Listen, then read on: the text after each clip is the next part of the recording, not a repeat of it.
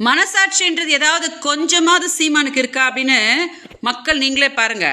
தமிழ்நாடு காவல்துறை விசாரணை கலைச்சாங்கல்ல சீமான, அப்போ நேர்மையாக அது என்னன்னு பார்த்து அந்த பிரச்சனை என்னன்னு சால்வ் பண்ணுறதுக்கு துப்பு இல்லாமல் பயந்து ஓடியாச்சு. சுப்ரீம் கோர்ட்டில் போய் ஸ்டே வாங்கின்னு அதுக்கப்புறம் உட்காந்து ப்ரெஸ் மீட்டாக உட்காந்து கதை ஆனதுன்னு உட்காந்துருக்குறோம்.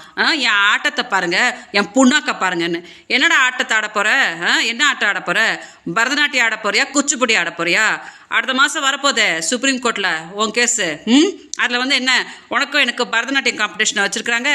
கொலுசு வாங்கி அப்புறம்டா பெங்களூர்லேருந்து காலில் கட்டிட்டு நல்லா ஜல் ஜல்னு எல்லாருக்கும் கேட்குற மாதிரி ஆடு. அதான் நீ போட்ட ஆட்டத்தை உலகமே பார்த்தாச்சே. மாமா கேடு கட்டவன் அப்படி இப்படி நீ பம்புனியே, அந்த ஆட்டத்தை தான் உலகமே பார்த்தாச்சே. இன்னென்ன ஆட்டத்தை பார்க்கணும்? மக்களை முட்டாள் நினச்சி நிற்கிறியா? என்னைக்கு நீ நீ பாலியல் தொழிலாளின்னு சொன்னியோ அன்னைக்கே உன்னோட அரசியல் வாழ்க்கை முடிஞ்சிச்சு சீமான். என்னோட பாவம் உன்னை சும்மாவே விடாது. பிச்சை எடுப்படா, நாசமாக போவ. ப்ரெஸ் கூட முன்னாடி எப்படியோ உட்காந்து பேசிட்டு இருக்காங்க தெரியுமா?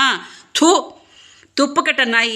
அந்த கேஸ் பொம்பளை பிள்ளை கேஸ் என்னென்னு சால்வ் பண்ணுறதுக்கே யோகியதை இல்லையா? இவங்ககிட்ட போய் தமிழ்நாடை கொடுக்கணுமா? இவன் முதலமைச்சராய் கிழிப்பானான் அப்படின்னு நினச்சிட்டு சொல்ல முடியாமல் உட்காந்து உன் கதையை கேட்டுக்கிட்டு உட்காந்துட்ருக்குறாங்க. அதனால் ஏமாத்தாத, மக்களை முட்டாளன்னு நினைக்காத. 2026 26 வருஷம் ஆனாலும் நீ இப்படி தான் பிச்சை எடுத்துக்கிட்டு தான் உட்காந்துட்ருப்ப. அதனால் எலெக்ஷன் வரும் இல்லையா?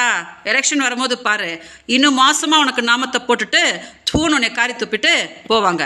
தயவு செஞ்சு இதை கொஞ்சம் டெலிகாஸ்ட் பண்ணுங்கள், சீமான் கொஞ்சம் பார்க்கட்டும்.